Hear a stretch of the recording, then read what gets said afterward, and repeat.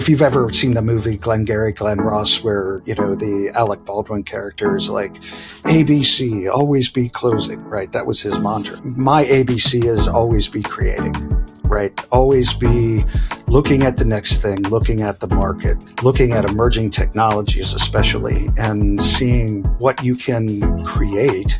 Even if what you start creating doesn't really lead to anything, the knowledge that you gain from that is the foundation or the seed for your next great idea.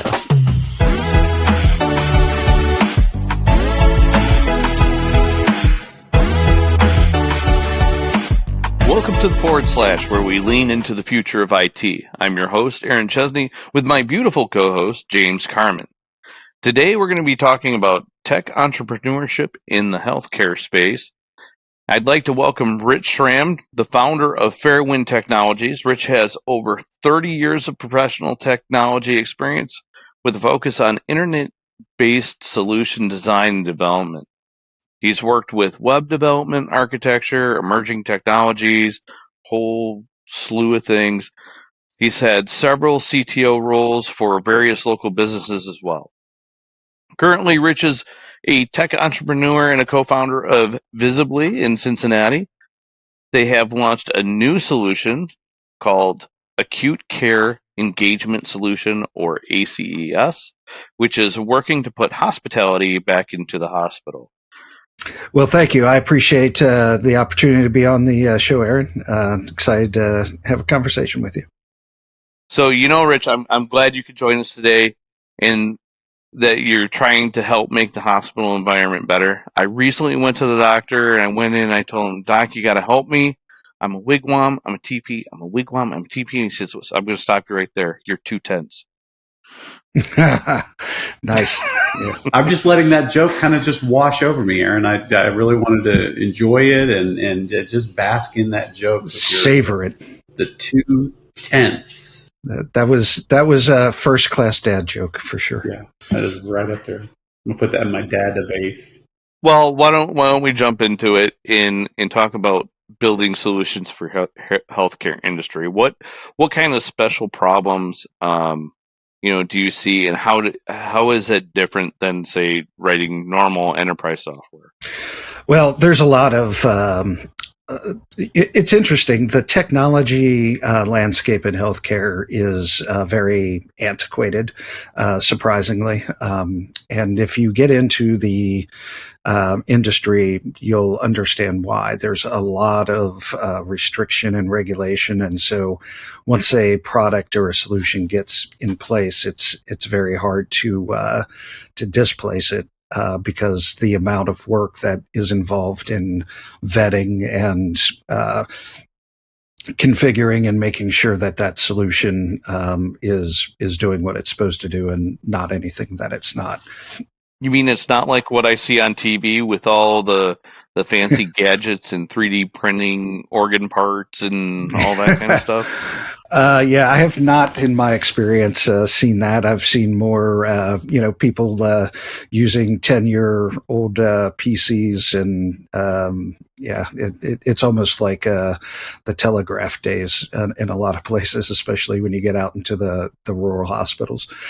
There's so much regulation that's involved in healthcare, not just the privacy, but with HIPAA and so forth, but you have to worry about FDA regulations and high trust certifications and some of these other things. And so it's a very different beast than an enterprise solution where, if something goes wrong with an enterprise solution, a business is down or may lose some money. If something goes wrong in a healthcare solution, lives are at stake. And so it becomes a much more challenging and a much more highly vetted type of environment. Now, our solution at Vizabli isn't actually a life safety system, but we do integrate with a lot of life safety systems. So we integrate with the healthcare system, the medical record system that they have there, so Epic or whatnot. We integrate with the nurse call system, which is how you call a nurse into the room, and a plethora of other systems. So food nutrition, real-time location, the what they call a PAC system, which brings up X-rays and so forth. We integrate with video conferencing and a lot of technology like that, video translation services. So aggregating all that together and presenting it is essentially our sweet spot. We pull all this data together in our platform, and then we present an experience in the patient room, outside the patient door. So like in the hallway, we replace the door placards with basically touchscreen tablets that showing real-time data about the patient, things like allergies and what the status of the room is, is there a procedure in process, stuff like that. So it's all about taking real-time data from all of these systems and essentially mashing it up and providing the right data to the right people at the right time. We've got boards in the nurse station, and then in the patient room, we actually replace the television with a large 75-inch touchscreen tablet that's mounted to the wall. It looks like a television. It looks like a big television, like a big screen, but it's actually a touchscreen tablet. And then we bring IPTV onto that so the patient can watch television on it on a big screen just like they would the TV, but it allows a lot more interactivity and presentation of real-time data. So you're getting like dual use out of it. Not only is it the TV for the patient, but it's also like a touch screen for the care providers that are coming in and out of the room. Exactly. Yeah, that's exactly correct. So right now in most hospitals, you get a health grade TV, and the health grade TV is essentially connected to what they call a pillow speaker. It's like this big god awful remote on a big wire that's plugged into the wall and lets you change the channel and go up and down and stuff like that. It's like a D-pad, like a gaming controller almost. And that plugs into the back of the TV. And a lot of times, when you go into a hotel or a hospital, some data is being presented on there as well as the picture, right? So you get like, this is the people who are on your care team, or, this is when the gift shop is open, whatever the case is. And it's very static data, and it doesn't really have a lot of, it's useful, but it's not great. So we kind of inverted that. And instead of putting medical data onto a TV, we've put TV onto a medical data board. So it becomes a single solution on the wall that can be used for the caregivers as well. So they can come in, they can badge into it with a badge, be able to unlock the board and bring up medical data. They can see x-rays, they can zoom in on those and talk to the patient and annotate on them and all that kind of thing. And then they can, while they're talking to the patient, they can bring up a real-time video translator that comes in from an external service, and they can use the camera and the device to see the patient and do things like sign language or one of any like 250 languages.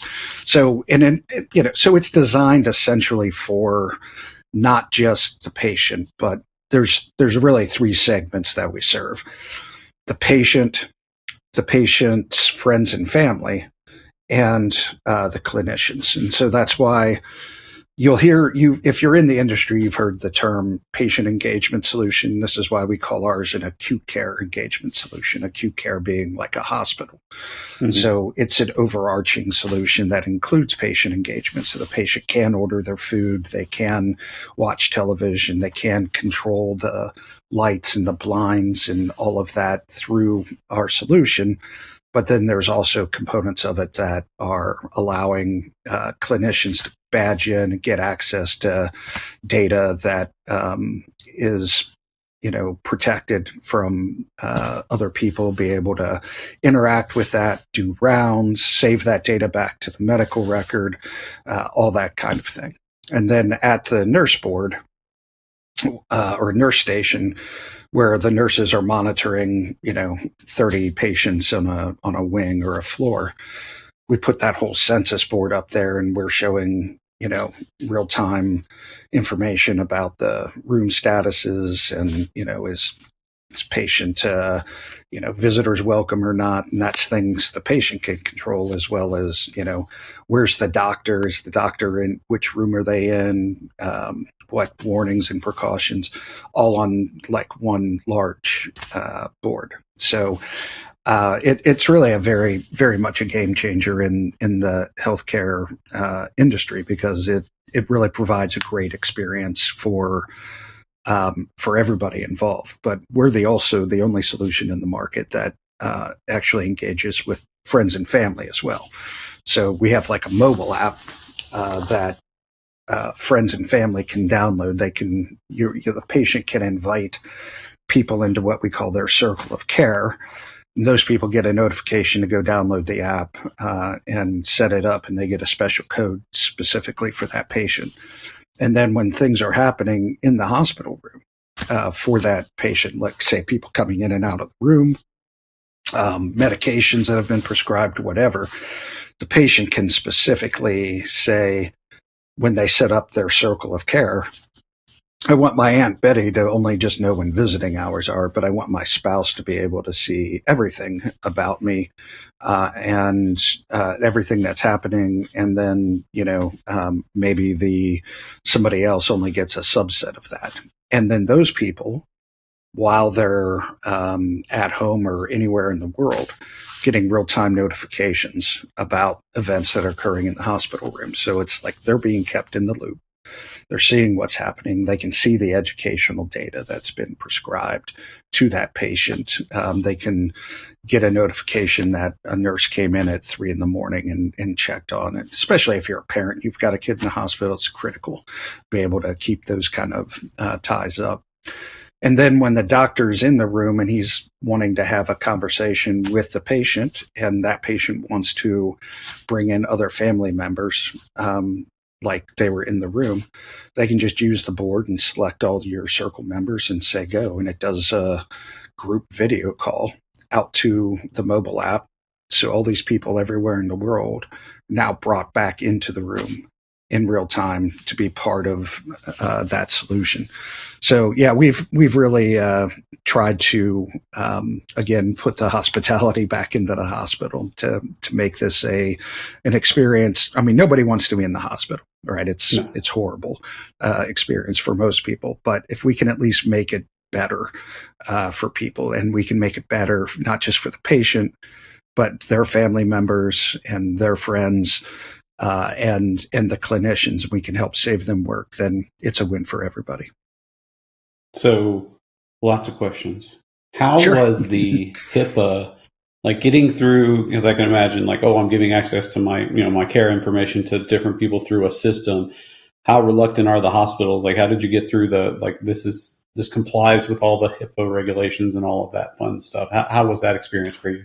Well, and before you jump into that, I just want to clarify that HIPAA is like all the personal protection Information Act stuff for your health records and stuff. If you're not familiar with the term HIPAA, I know we use it a lot in technology for protected data, and it's really important to us. But if you haven't heard that term before, that's what we're talking about.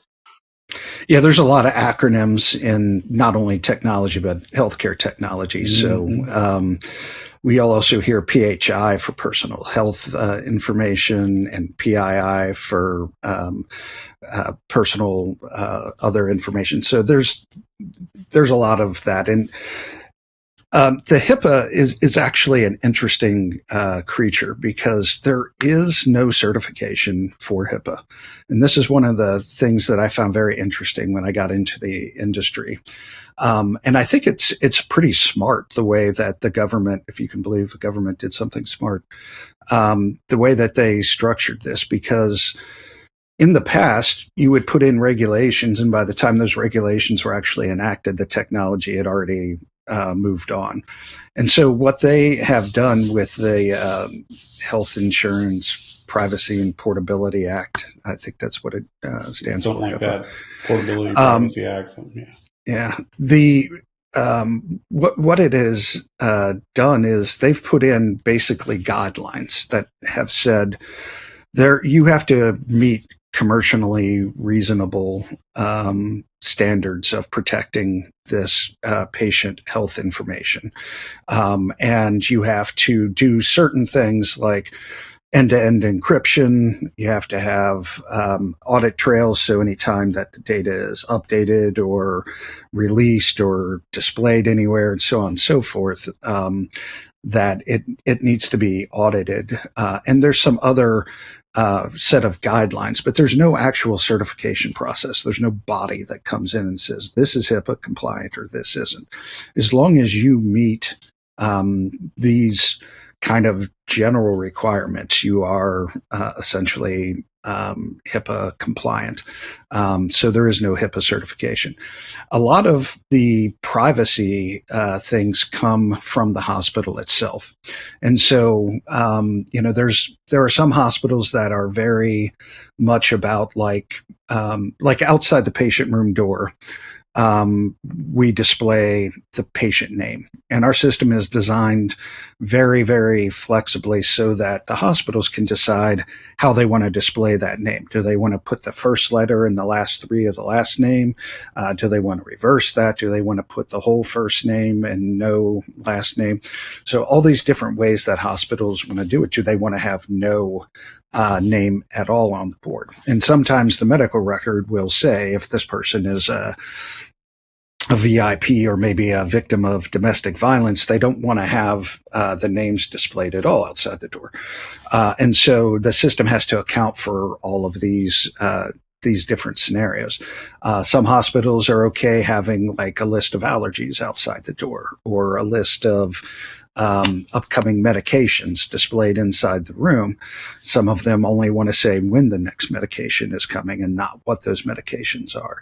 Some people want to have the real-time vitals. That's what's called telemetry.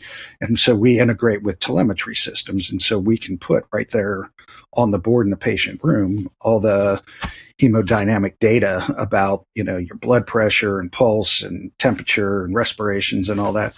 Some hospitals want to display that, some don't. Some want to have that on the board, but only behind a protected page.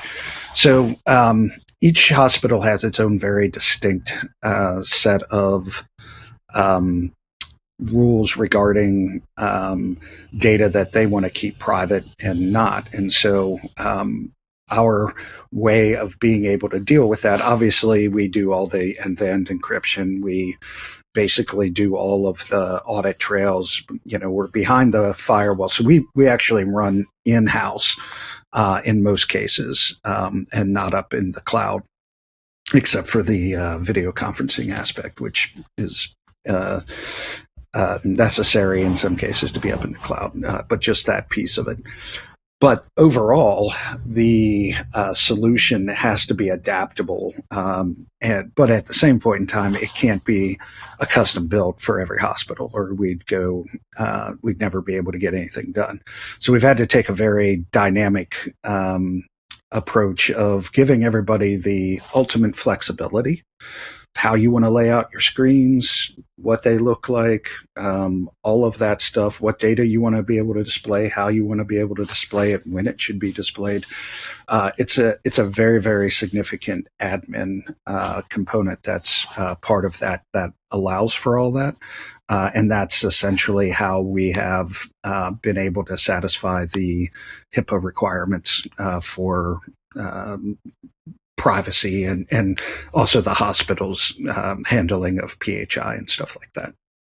So one thing that, we've known each other a long time, Rich. So we worked together back in the day, a long time ago, a few years ago. Forever ago, yeah. Forever ago. How did you get into this world, and how did this become an area of interest for you? To my knowledge, I don't remember you being from the medical industry, or maybe your parents that were doctors or anything. How did this come to be?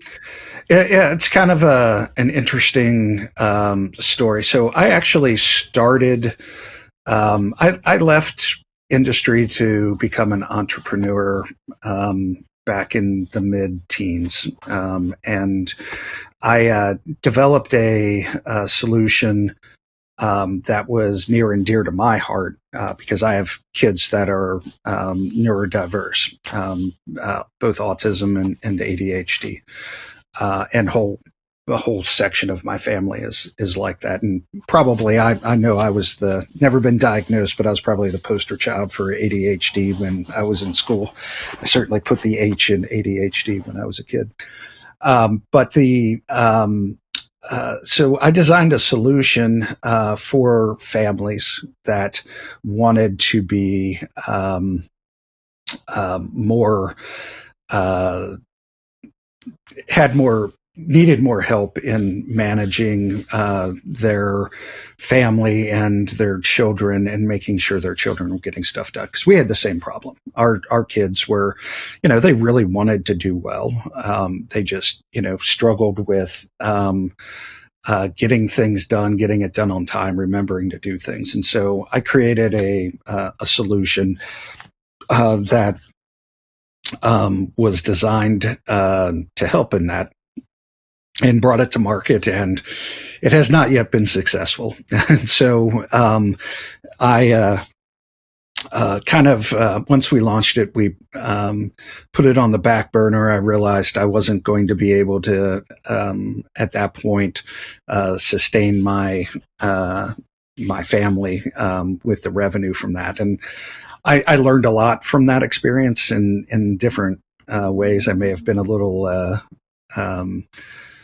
too interested in not showing ads to people, because people that were using it were ADHD. I didn't want to make anything more distracting, but people also really want everything for free when it comes to the B2C and the app space. So that was kind of a opposing needs. But regardless, so I got into the space that way, and I learned a lot in dealing with the data and that type of thing.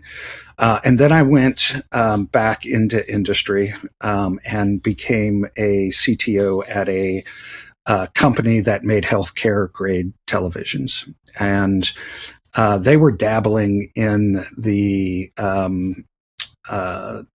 interactive whiteboard space. They were looking to take these Android TVs that were that they had and build a new device that was essentially like, these were health grade TVs where it had the same, with the operating system where you could drive the menuing and stuff like that, and do some very rudimentary things of what we're doing. And so they had this idea about bringing this solution to market that would be interactive whiteboards and things like that. And so I came on board as the CTO of that company, and I did that for a couple of years and learned a ton about the industry. So I created their solution in that space, and I realized that there was a lot more that could be done in that area, and not just in the hospital area, but in other adjacent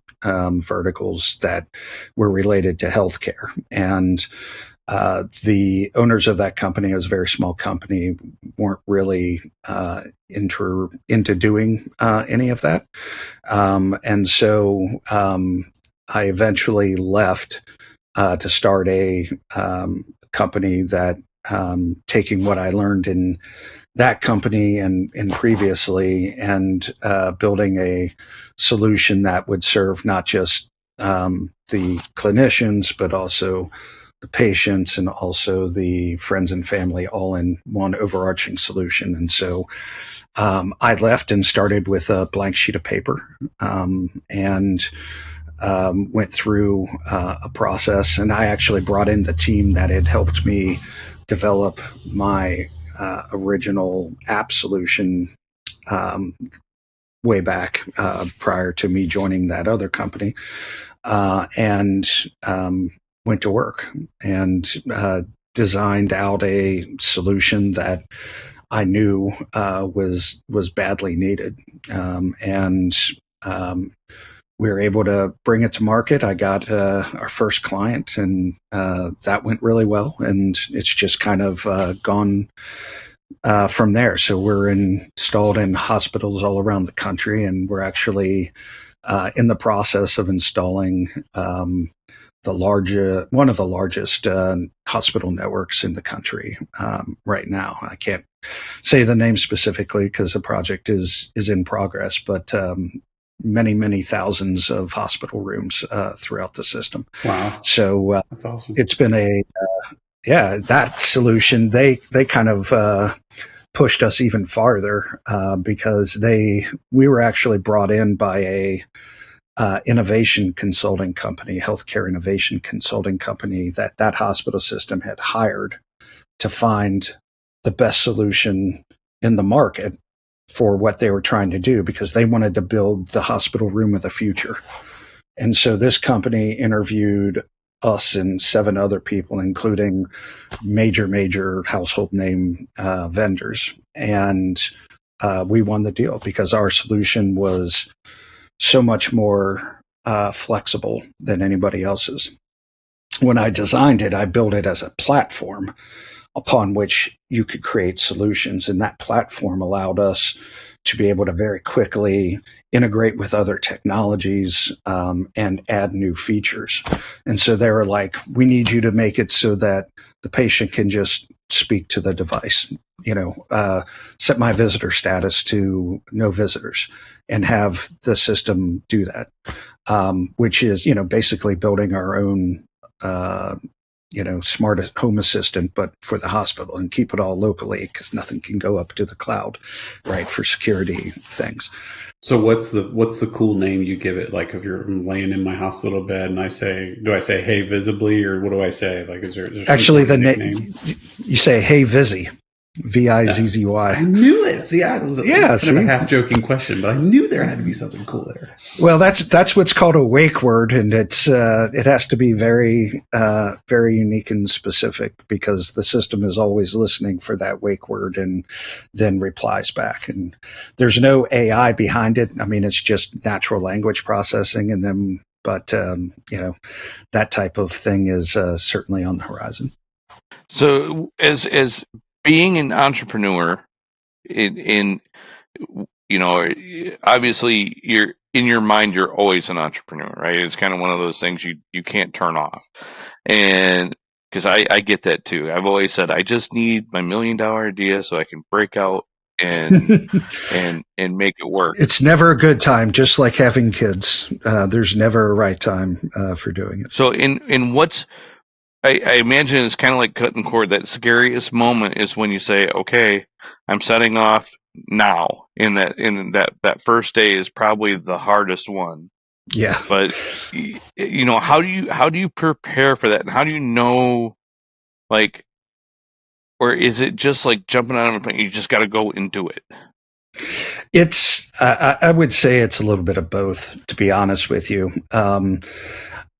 Like you said, if you're an entrepreneur, you're an entrepreneur. And over the years, I spent a lot of time in consulting, running business practices. Like I used to, when James and I were at previous consulting company, I was managing their web development and emerging technologies practice. And so I gained a lot of business knowledge by being an intrapreneur, if you will, running a lot of business units within these organizations. I ran a R&D lab for another company that was from a serial entrepreneur, launched products under that R&D lab. So I got some experience doing that. But in all the time that I was doing those things, even from my earliest career, when I left the military, I don't have a college degree. I'm a college dropout, right? So I dropped out after my freshman year because I was majoring in beer and parties, and decided I needed to really kind of get myself focused. And so I joined the Coast Guard full time. And during that time, I got married, and I decided that I would go and get some real world experience and then go back to college on the GI Bill. And so when I left the military, my wife was in college at the time. And so I went and joined NASDAQ in Washington, D.C., and started off in like their, IT microsystem support department. And eventually, I kind of moved up the chain there to the point where I was working in a group where we did all kinds of basically setting corporate standards for technology, which was kind of the geek's dream job, right? You got to just go out and find new toys and play with them and see if this was the something that would be useful to the enterprise. And I somehow got involved in this emerging technology called the World Wide Web, and how that could potentially be used in NASDAQ and the parent company NASD. I think I've heard of that World Wide Web thing before. I don't know. Yeah, heard about it? It's catching on. Yeah. I think it'll be big someday. But maybe. So essentially, I built one of the first corporate intranets using this technology, and then I became the webmaster for NASDAQ and I was the lead UI developer for the NASDAQ.com 1.0. And I saw TV ad that actually showed my work on TV, right? So it was NASDAQ's TV ad, and it showed the homepage, and it says NASDAQ has a new home page. And, this was like mid-early 90s. And I got such a thrill out of that. And I was like, I love creating products. I really want to do that. And I love the internet. I love the technology. I was actually doing internet work in the Coast Guard way back in the day, connecting various Coast Guard sites along the network. So I had learned technology. I guess that's an important thing to understand. While I was in the Coast Guard, I became after I was down in Florida doing search and rescue and law enforcement, which was a whole different experience. And then I went to school to become a marine science technician in the hope to become a weather forecaster, which is one of the subspecialties of that job. And when I graduated from the school, they didn't have any weather jobs available. And they were like, well, you can go to Puget Sound and wipe oil off of rocks, or you can go to Coast Guard headquarters and do computers. And I was like, well, it's a pretty easy choice. So good choice. You could have ended up in a Dawn commercial, though. Yeah, I could have the other way, holding the little duck. True. Yeah, those are my hands. No, but even from those early experiences, when I started at NASDAQ and I was working on doing this web stuff, I had this idea of, man, I could really create like a website that would let people find apartments. And I talked to my boss at the time. I'm like, what do you think about an idea like that? And he's like, nobody that lives in an apartment can afford a computer, so nobody is going to want anything like that. And I was like, and I really respected the guy. And he was right, but I just had this vision of all these things that could be done. And I sometimes wish that I could go back and punch myself in the head. It's amazing how, like, certain people, they don't think outside the box when it comes to using technology. And yes. And I know James and I have run into this at places we've been at as well, where you make a suggestion, I can see this going this direction. People are like, oh no, that'll never happen. And then 2 or 3 years later, it's like, oh, look what everybody's asking for.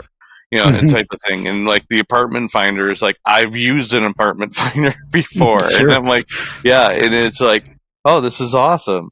But I could have built that in 1993. Right. But I didn't feel like I knew enough about, and I had a ton of respect for my boss, and I still do. He's a great guy, but I probably should have listened to my instinct and not other people. But I didn't know enough at the time to realize that that thinking out of the box about the technology is kind of a rare thing, and it's not for what it's worth. It's something that I really love. I've always been like, I ran the emerging technologies practice, and so I always have these cockamamie ideas about how new things could be done or other things could be done better. But at the time, I just, was like, yeah, you're right. It's probably a dumb idea, and shelved it and went on to do other stuff. But I've always had that entrepreneur. I know this is a very circuitous route back to your question, but I've always had that kind of entrepreneurial desire to build things, build new products. But I also never really had the guts to just, not to leave industry and start building stuff. I mean, who am I, right? I don't know anything about running a business or whatever. And that was always the mindset. The older I got, the more I realized that the vast majority of business people, even the ones with like MBAs and whatever, they're just kind of following a prescribed script of things that they've learned. They're building on a lot of times what's already been built upon before without questioning. Is there a better way of doing this? It's not so much about creating new things. It's about making things more efficient or making things more profitable. And that kind of thinking really just, it ate at me. It drove me crazy, because I saw so many potential ways to make the world a better place. And be able to make money doing it. It's just not a mindset that you find in the business world. And a lot of times what you'll find is just the opposite. When people get some modicum of success, then they stop trying to create anything new and rest on those laurels. And, BlackBerry, right? Everybody had a BlackBerry at the time, right? And they were super successful. The cash cow, as they call it, right? They right, keep milking exactly. the cash cow. Yep. Exactly. And they stopped spending money on innovation and pushing the product forward because, hey, they're the only game in town, right? And all of a sudden, here's Apple and a little bit later Google, and ate their lunch for them. And by the time they realized what was happening, they were too late. Now BlackBerry's just a jam again. Yeah, exactly. It's not my jam, though. Right. Sorry, I had to do the dad joke there myself. Well done. Yeah. Jump on in. The water's fine. Yeah, and I think I've actually used in a talk before, where I was talking to a bunch of young developers. I said, you got to think of yourselves as being paid inventors, right? Mm-hmm. You've got to be thinking about the next solution and beyond what the ask is, so that we can keep moving. Because there's that trend out there of innovate or die, right? Yeah. Because you can't really sit back and rely on that cash cow to be bringing in money day in and day out. So if you're not adapting, you're dying. Type of. No, absolutely. And anything that you can create when you become the market leader, everybody else looks at it and goes, "Oh, that's a good idea," and they've been successful, so let's do that too. And then pretty soon you're in the you're just one of the of a number of solutions, right? So if you look at if you've ever seen the movie Glengarry Glen Ross, where the Alec Baldwin character is like, ABC, always be closing, right? That was his mantra.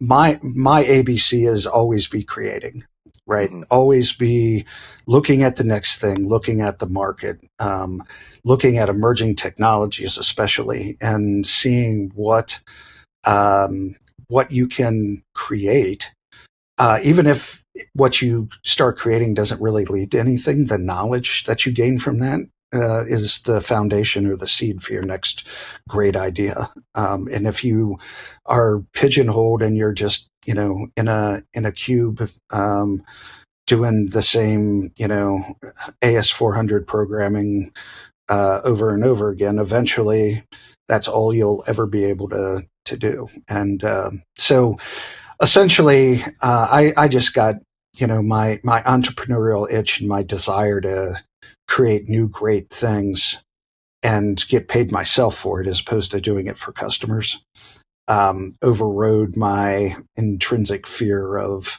failure. And I just decided, you know what, it's time to make it happen. And off I went, and then I didn't make it happen as well as I would like. So it's like, okay, well, now what? Well, back to the industry, try to keep this alive, and get a steady paycheck, and come up with my next thing. And that's essentially where it is. The second time around, it was a lot less scary because I already knew a lot of the what to look for, and learned how to made a lot of mistakes that I learned from. So it made it a little bit less scary to do it the second and third and fourth time. So So let's say I have this idea, okay? We'll call it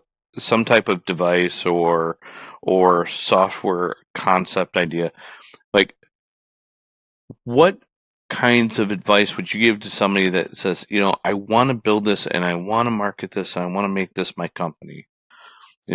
What advice could you give somebody that has that? I would advise first, don't start with a what, start with a why. What is it that you're trying to do, right? The device or the software idea that you have this idea for, what is it trying to solve? What is it trying to improve? Why do you care about it? You need to have a why to get people on board. A what is good, but if you've ever heard Simon Sinek's people don't buy what you do, they buy why you do it. I think that's a very, very true statement. If you want to get help from people, if you want to get friends and family to help fund your idea, if you want to get angel investors, if you want to get other businesses, find customers, you need to have a solid why, why this is essential, what the problem is, and why you're the right person to fix that problem, and how it's going to make the world a better place. You have to have the passion for what you're trying to solve. Then you look at, okay, not just the initial idea I had of this gadget doing this thing, but what other things can I do to answer my why? And that way you're not trying to create a solution that's looking for a problem. You're actually creating a solution to something that is there, but you're not pigeonholing, tunnel vision yourself into saying, I'm all about creating this mobile app that does this. Now it's like, I know this mobile app is going to fix this why, but I could also create a wearable that could do that, and I could also create a web app that could do that, and I could create some other thing that and your ideas will start to expand because you're not focused on the what, you're focused on the why, you're focused on solving that problem, and so that mindset always will help you tremendously in having a broader focus, and you have to stay focused, right? Just because you come up with all these ideas doesn't mean you have to, dabble in 30 things. You find the one thing that's going to create the most impact, it's going to help the most, and you focus there, but you design with the idea of how it's going to expand and what things you're going to be able to do. And so in that type of space, you can get people excited, right? You can get potential employees excited. You can get potential partners and customers excited. You can get yourself excited because, entrepreneurship is not easy. And there are days when, I wake up and I'm like, why am I putting myself through this? It's, blah, blah, blah. And, you need to have that passion about what you're trying to create or solve to be able to get through those tough times. Yeah, and on that point about having the why, even go beyond just like one why. We used to try and do a 5 whys model, like drill down with additional whys. So, it's like, why would somebody want this? Well, because of this. Well, why do they need to do that? Well, because of this. And then it's like, well, why don't they just do this? And it's like, oh, because this would be, da, da, da. And if you can get to 5 levels of why, then you probably have something pretty solid on your hands that is a need that requires a solution. Yeah, and that's a really great way of vetting your initial why. I think when I talk about a why, I think it's more of a, it's your mission, right? And that's every mission you have to validate whether or not you're completely insane and you need to step away from it. And that's when you get into those whys, like, well, why would somebody want to do this? Why would they pay us to do this? Why wouldn't they go with something else? Why hasn't anybody else done this? And you'll find a lot of people, they're, and a lot of people that love you and want to help you and protect you will be anti-innovative, right? They'll be like, why would you want to put your family at risk? If this was a good idea, why hasn't anybody else done it? If everybody else is doing it, why do you think you can do it better? Why do you want to start this at your age? Yeah, exactly. I can give you 100 reasons why anything won't work without even knowing what the problem is, right? If it was a good idea, somebody else would have already done it. It's going to be too expensive. It's too risky.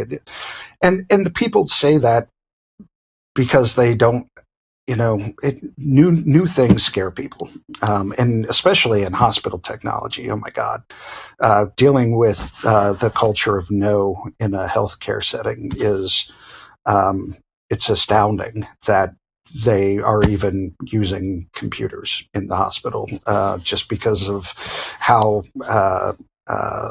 cautious and risk averse people are. I imagine you run into the tradition problem as well a lot there too. Like, we've always done it this way. Why would we change? Absolutely. Sure. If that was the case, then leeches would still be used for trying to solve problems.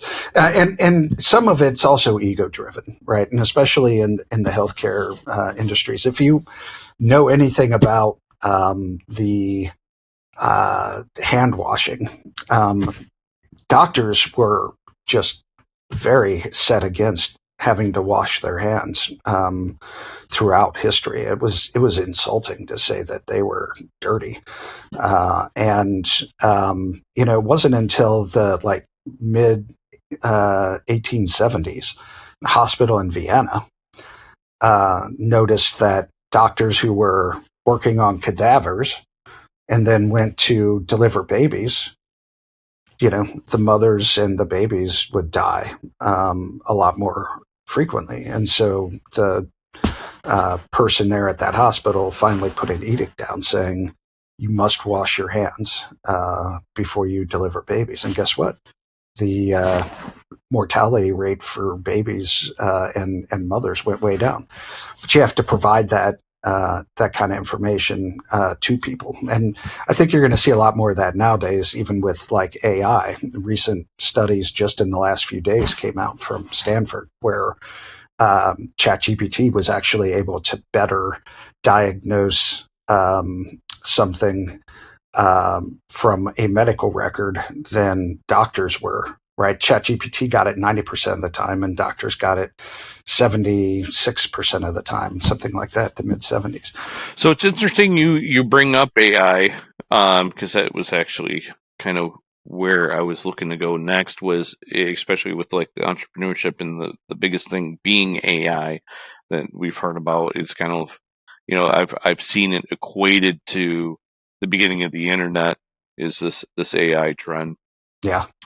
So, talk to us a little bit about like using AI as a tool versus as a product feature. Like, how could we differentiate and use it in the different spaces, do you think, in this medical field? I think in the medical field,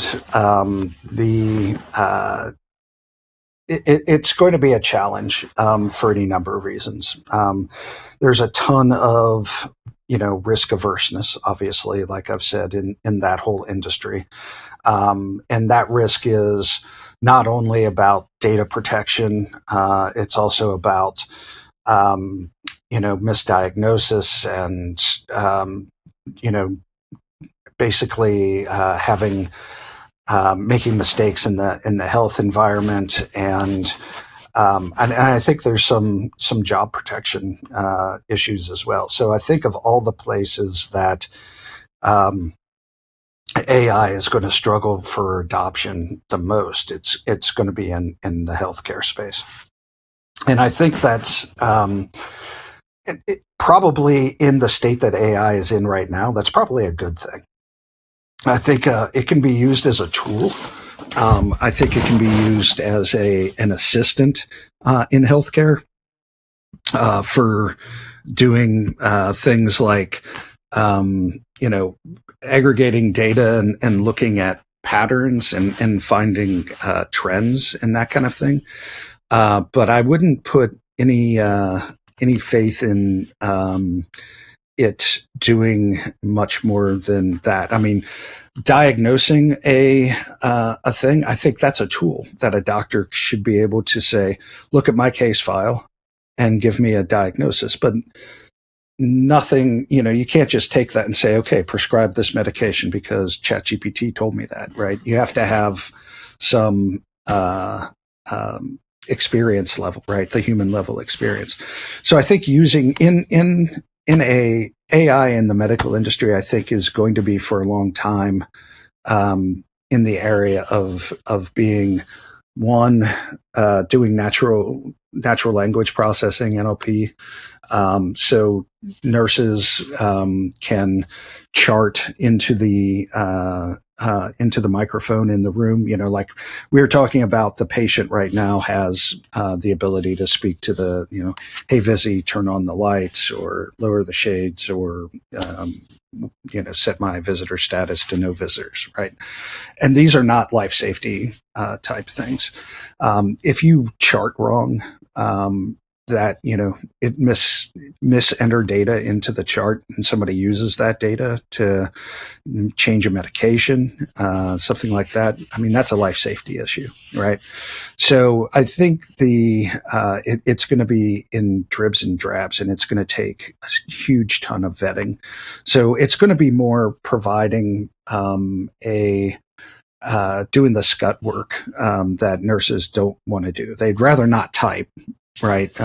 They'd rather just speak while they're actually doing the round, have that data go into the medical record, but they have to have that validated by somebody. So you're going to see AI doing things like that and then being validated by a human being before it gets put up into the system. So similar to what we're seeing in other professions too, like you've got like plugins to your IDE that are helping you code and do those things, but it's kind of go ahead and give me what your thoughts are, and then I'm going to make it actually work. Right. I'm going to make my own decision, but I want your feedback on it. Right. And yeah, I mean, I use, like every other developer, I'm imagining, I use AI as a tool, to do a lot of documenting my endpoints, and maybe I'll highlight a block of code and say, analyze this and see if this can be done more efficiently, or whatever the case is. But you still, at the end, you're responsible for that thing. And so, I would never ask Chat GPT to fly my airplane, or make medical diagnosis without a human being also being there to be able to step in and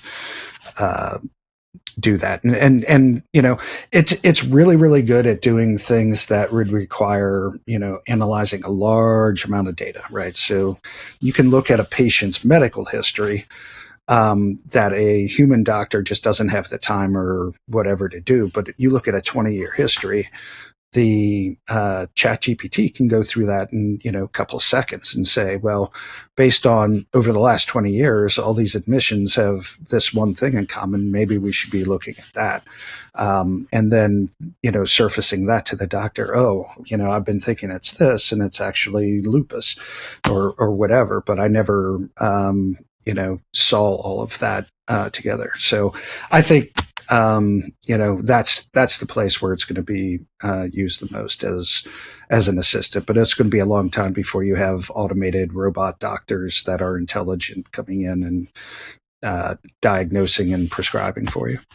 So another profession that we've claimed is not going to be replaced by AI. So that's a good thing. Mm-hmm.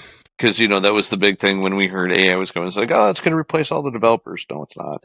So now we know from previous episodes that lawyers aren't going to be replaced by AI either, and now doctors. But I'll tell you what, if AI can speed them up, so I don't have to wait 6 months to get a physical, that would be fantastic. or go through a year of try this, try this, try this, let's try this med, that that's med. The worst. And then have to wait 3 months between visits. Yeah. Yeah. If I could just get it so when I showed up to my appointment, I didn't have to wait for 2 hours in the waiting room, that would be certainly a huge step forward. And truthfully, that's the kind of thing that AI can help with, right? Yeah. Doing the logistics of doing that. Hospitals are really bad about trying to clear beds. They have a patient needing to be discharged. Well, they've got to go through 30 different things to get a discharge, right? The doctor has to come in and talk with them. They have to have a social worker maybe come in and, do you install the rails at your house? You have to wait for these people to get this back and these papers. So being able to use AI to optimize that process and turn beds over more quickly, it's going to help the hospital. But again, it's not a life safety thing. I don't want, and I think most people would say at this point, the technology is just nowhere near mature enough to rely on it from a life safety perspective. I wouldn't want it. I wouldn't want it making medical decisions for me. I know that much.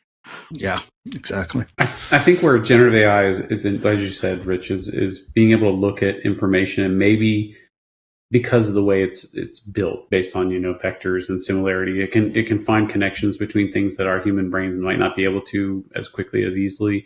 I use it for I'm thinking through this situation. Here are the options I'm considering. Is there another thing I should be considering? And it's very good at that sort of thing. So maybe from a medical standpoint, I can think of Dr. House sitting there at his whiteboard, right? He's got his 3 doctors there. You could ask ChatGPT, what are some of the possibilities? But you still want to do the actual test, right? Oh, go do a lumbar puncture, go do a blood test, go blah, blah, blah.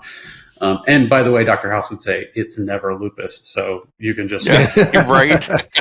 It's never lupus. So. It's never lupus. Didn't he hide his drugs in the book about lupus or something like that? And I don't know. There was something like that, yeah.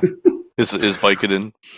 Well, and I think another place that AI can be used in this industry is in research, right? I mean, it's using it to do, folding proteins in unique ways to create drugs and stuff. But what my hope is, and again, getting back to my whole background with neurodivergency, right?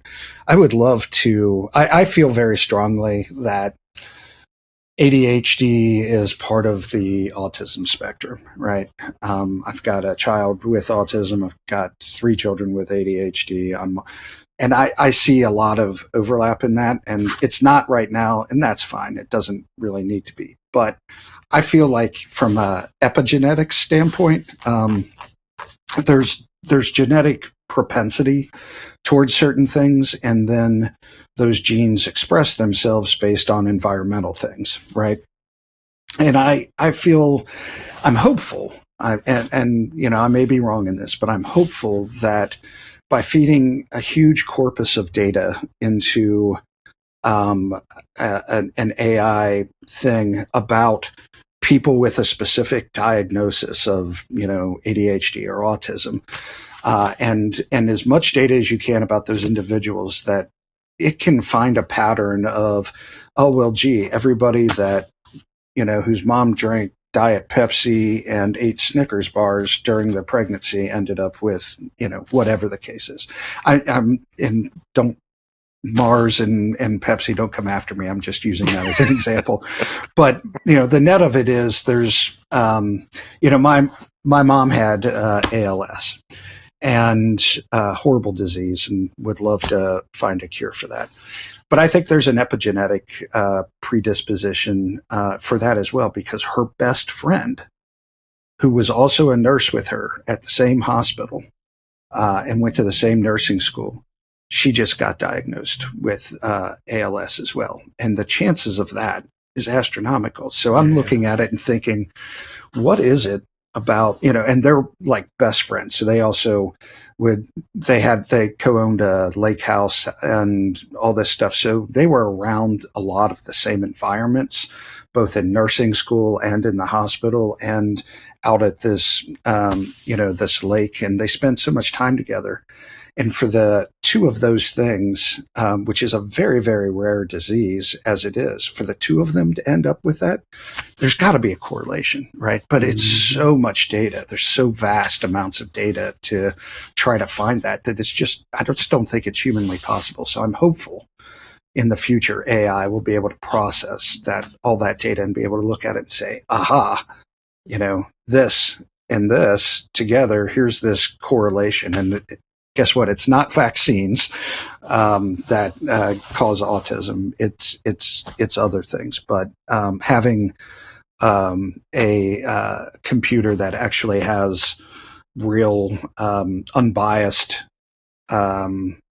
ability to look at correlations and come up with potential causation, to me, that's what the most exciting thing I think AI can play in healthcare.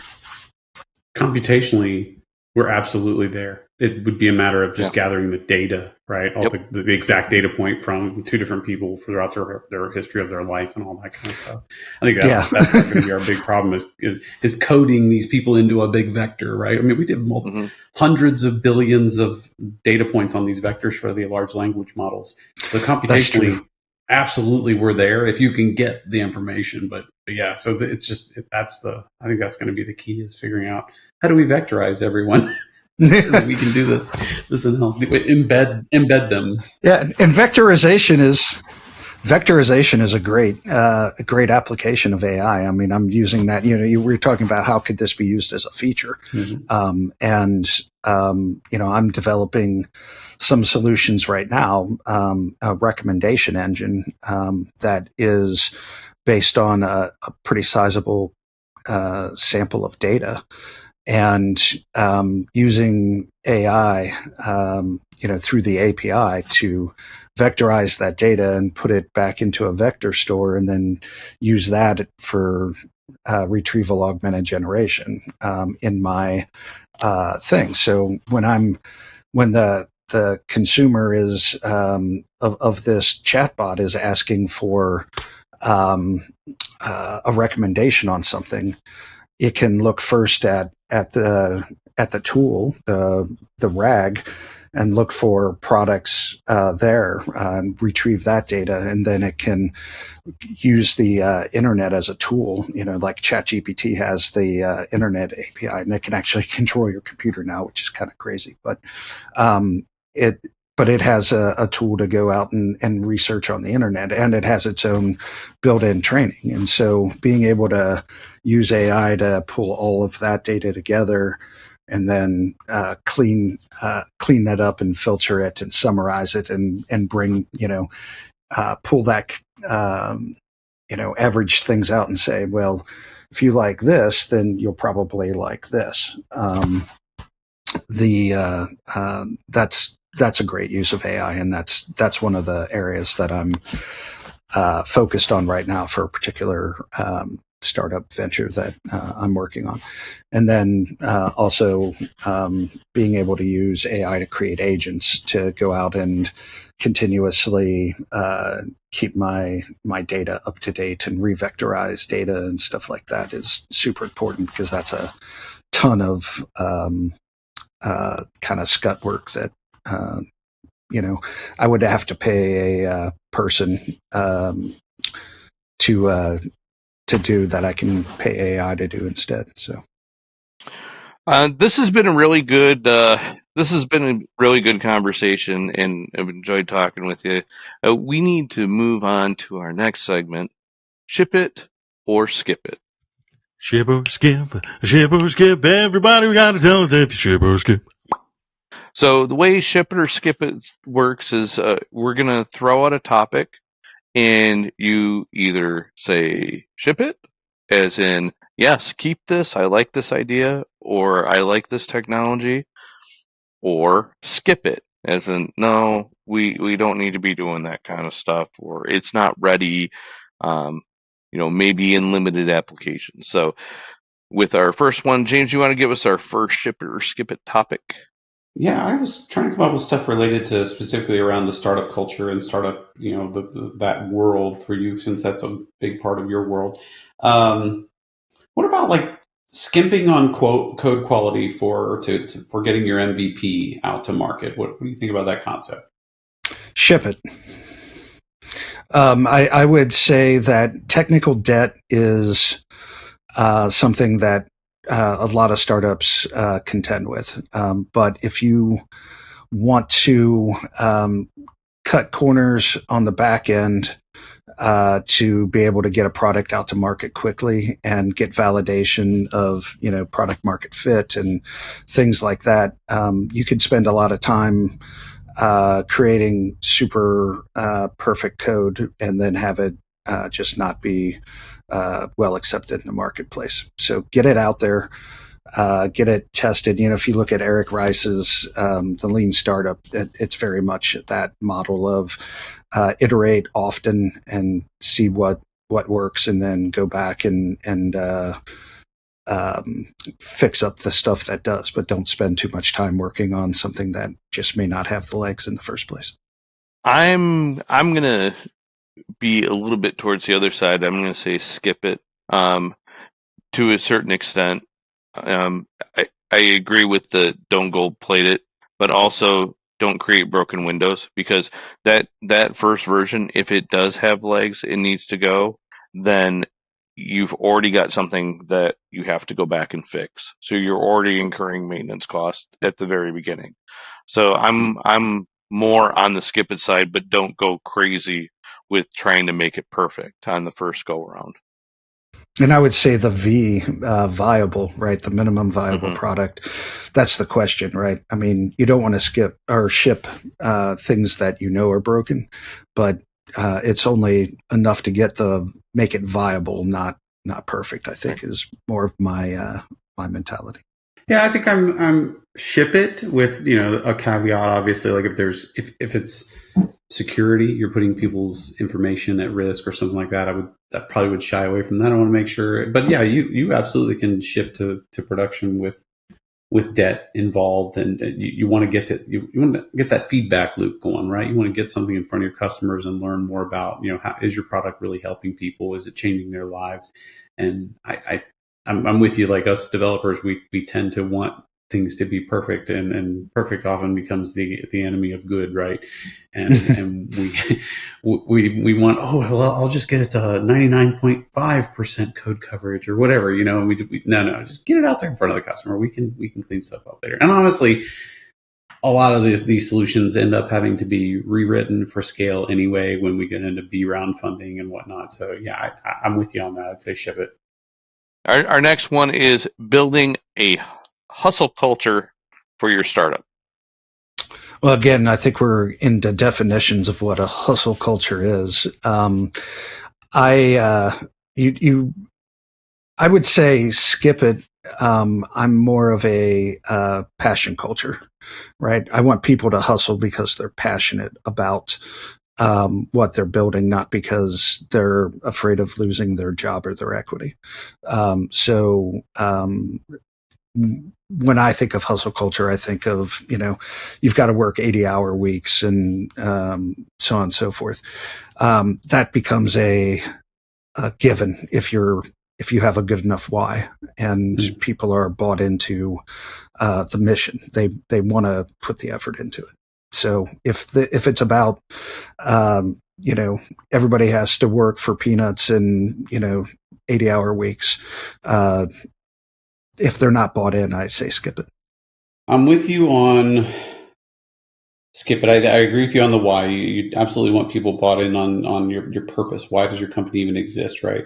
And you do have to work hard. You have very few resources. You have to wear a lot of hats in a startup.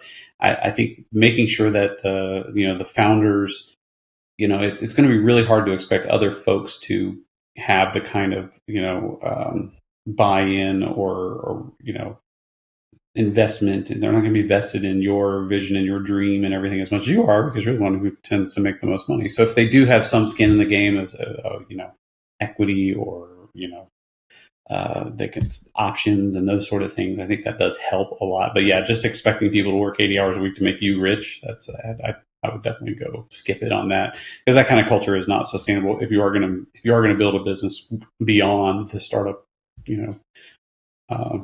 stage or phase of your business, you can't sustain that with that kind of hustle culture. You're going to burn people out, and it's just not a fun place. It won't be a fun place to work. Yeah, and you'll get a bad reputation in the market. You'll struggle to get good people and so on and so forth. So yeah, I want employees that are there because they love it and they've got skin in the game. So Yep, I am also a skip it on this. Because if you've done well in hiring and done well managing the expectations, you shouldn't need to have this hustle culture, because everybody will be on the same page. They're all going to want to drive towards getting this thing out the door on their own without being told that they have to move faster. You don't need that person over your shoulder going, done yet, the whole time. And I do agree, it will burn anybody involved out.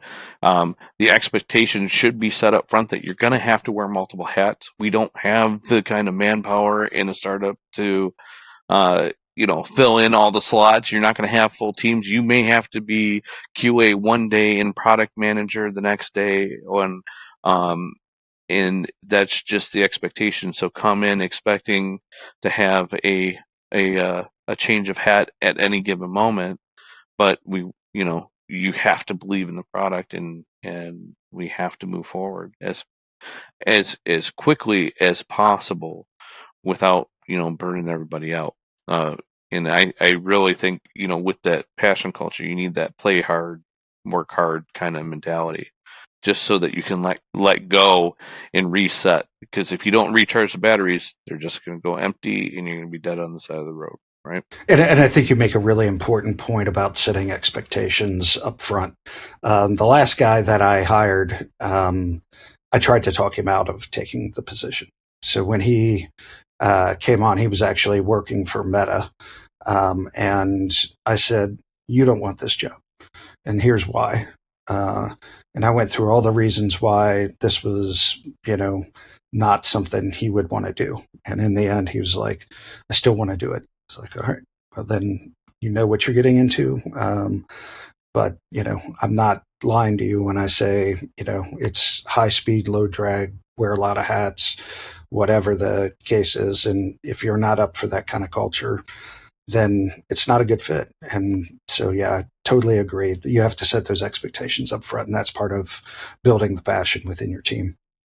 All right, our next one on the ship it or skip it list is relying on open source technologies. Ship it. I do a lot of stuff with open source. I always have. In fact, we had a practice that I was running, which was our free and open source software practice. As long as you're using it to the licenses correctly, and you are keeping abreast of any security vulnerabilities that are found and updating, I think it's a great model. I like even more the models of that have commercial support behind them. Red Hat is doing stuff like that. We're using a database from it's like a free version of Mongo Enterprise from a company called Percona that takes the downstream community version of Mongo and adds all the enterprise features to it and releases that as open source, and then charges for support and services around that. So there's a lot of great ways that you can leverage open source. And truthfully, I think open is better from a security perspective, because you're going to have more eyes looking at it and people that want to make a name for themselves by finding vulnerabilities and fixing them. So you don't end up with vendors that recognize they have security vulnerabilities and just try to hide it. Well, and you get a wider market of implementations too. So you get, a lot of times with open source, it's used in multiple different areas instead of just like a niche one that maybe a certain technology that is a pay for off the shelf might have. Yeah. So obviously, I'm a ship it as well. I've been using open source since I could. It started off because I was cheap. But as the community's grown and things have gotten better, it has proven to be more resilient, more commonplace, and you are able to find people that understand the technology a lot easier than if you're using something that is very niche, right? So, like a good example was like the Lotus suite of tools. I mean, there was always job postings for those, but unless you had an opportunity to work on it, you're not going to be in that niche. Where if you had open source tools in that you were using for your solution, you were easily able to find developers that had used it before, have used it for their own projects and things like that. So I think, there's that side benefit of being able to find folks that know that technology as well. Yep, absolutely. So this one's near and dear to my heart, I guess. And I see both sides. So I'm a longtime member of the Apache Software Foundation, done a lot of work in open source, and for the individual to get involved as the contributor to get involved in open source, you have to be doing it because you want to do it, right? You can't be getting into it for the money or anything, because it's open source. There's really not a lot of money in it. There can be if you do it another way. I guess the reason I brought it up is there's a lot of stuff going around or going on where companies will develop an entire business around an open source product, and they won't contribute to the, I'm doing air quotes, to the upstream, right? So to the core, to the root product, the open source product. And then they'll just build a business around it. And, you've seen all of this kind of, we're going to change our license so they can't make money off of our hard work and all that stuff. And that gets a little crazy. So I think there's a little bit of risk involved there. But I would encourage people, if you are going to be using open source, especially for startups and that sort of, contribute back as much as you can, be a part of the community, contribute things back. Where it starts to get a little wonky for me from a contributor level would be when those business folks that do contribute back start to kind of almost abuse their influence over the product and the project and kind of steer their own business interests into the open source thing, so that you're just basically feeding your own business interests. And that's where it gets a little ugly. And there are cases of that. At least I've seen it, and in my opinion, that's what was going on. But I do think I would use open source, but I would encourage people to absolutely try to give back as much as you can. Yeah, so the last one, this was kind of interesting. I was just kind of doing a little chat GPTing and of different things that could be controversial in the startup world. What about adopting Agile's or Agile slash Scrum in a startup environment? Well, I'm going to age myself here, and I'm going to say both skip it and ship it. Right. So my modus operandi for things is to use a waterfall approach until I get to the development. So discover, design, develop, deploy. Right. The 4 Ds. I think discover, design, and deploy are great ways for using a more traditional waterfall approach. I think iterating over a set of development during the development cycle is a smart way of doing it. So generally the way that I've done things is I will create a project plan in Gantt charts. I'm old school, to try to get an idea of scope and cost and timelines, and then go in during the development phase and use. We've used Trello pretty successfully, more of a Kanban type thing where you're moving cards from one stack to another. And during that phase, that works really well to keep everybody on the same page, and then people can pick up other things to work on if they run out of things and so forth. So I do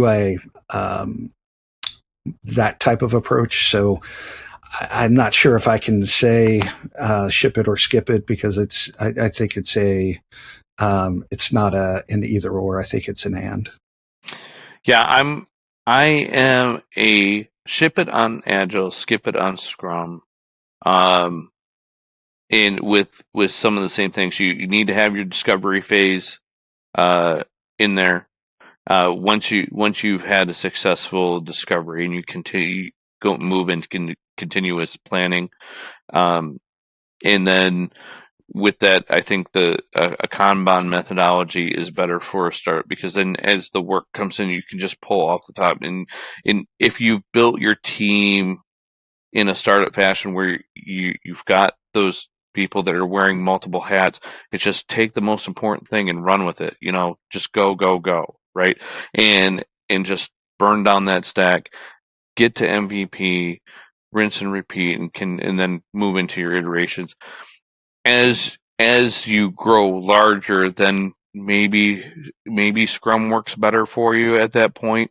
But I think, for that sake of being able to move through and pivot quickly, I think that the Kanban is going to be more of a better style. I know with projects I do that I'm with small teams and things like that, that Kanban kind of thinking is better, because then I don't have to worry about the management of sprints and trying to time-based things and all that, and having the ceremony around something that, as a startup, you just don't have your ceremonies in place yet. You're still trying to figure things out.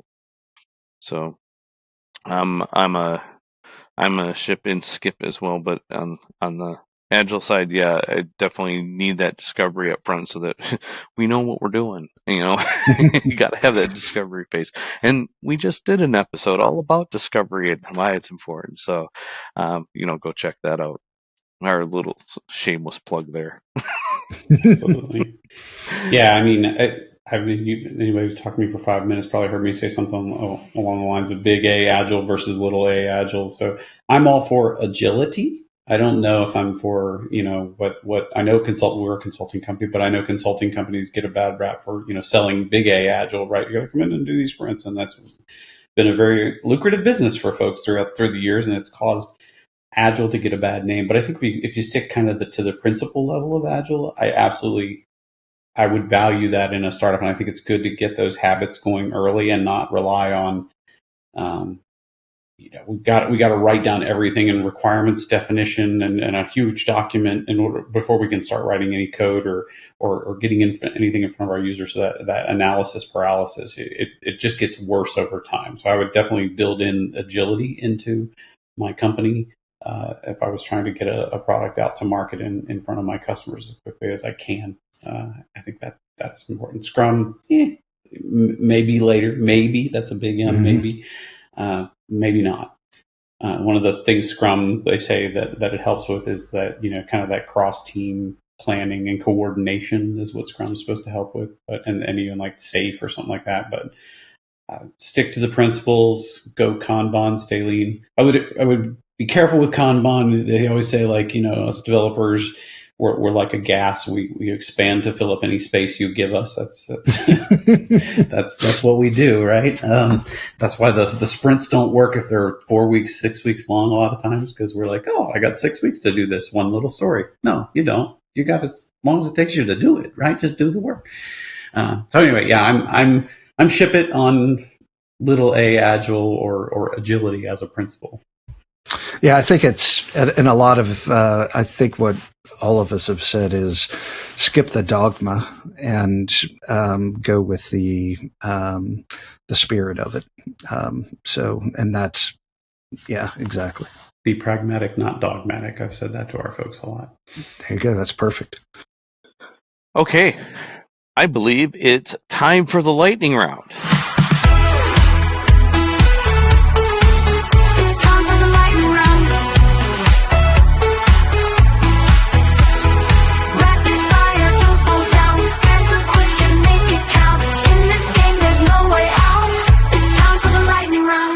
So our lightning round is going to be a series of quick, rapid-fire questions. I guess quick and rapid is redundant, where we're going to each give you a question. We're not looking for long answer forms, just a snappy little answer. There are definitely some right and wrong answers. If you've got the little seat shocker kit that we sent out to you, wrong answers will be buzzed. I was told there'd be no test involved here. We lied. We just said there would involve no math. There will be no math. That's all. Yeah. So there's no math section, I don't think. I do see a question about pie in here, though. Pecan pie over apple every time. Yeah. All right, James, why don't you kick us off? You want to go first? All right. Favorite childhood TV show? The Flintstones. What's the most boring thing ever? Bowling. Watching bowling on TV. Oh. That's probably a better way of saying it. Do you know how to salsa dance? No. Or any other type of dance. Are tomatoes a fruit or a vegetable? They are a fruit. What was your first celebrity crush? Oh, gosh. Farrah Fawcett. Mm. Had a poster of her in my bedroom as a kid. Yeah. We would have also accepted, was it Heather Thomas from The Fall Guy? Was that her name? Is that Locklear? Heather Locklear? No. Heather the lady Locklear from is a The good Fall answer, Guy. too. Yeah, that's another good answer. We would have accepted any of those.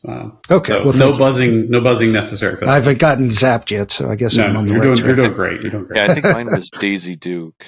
Okay. Oh yeah. Yeah, that's acceptable. It could be Mary Ann from Gilligan's Island too. Mm-hmm. Yeah. Is it grammatically proper to capitalize the names of the seasons? Yes, I would say so. Man, you're making this difficult. I'm throwing the hard balls today. I know.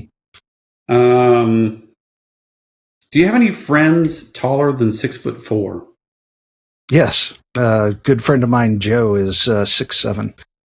Good night. Yeah. Tall. Dan is the one I think of when I think of over 6'4". Guy had to duck in every room he walked into. Mm-hmm. My son's 6'7", and he's going to Japan in a couple of weeks, so it's going to be an interesting experience for him there.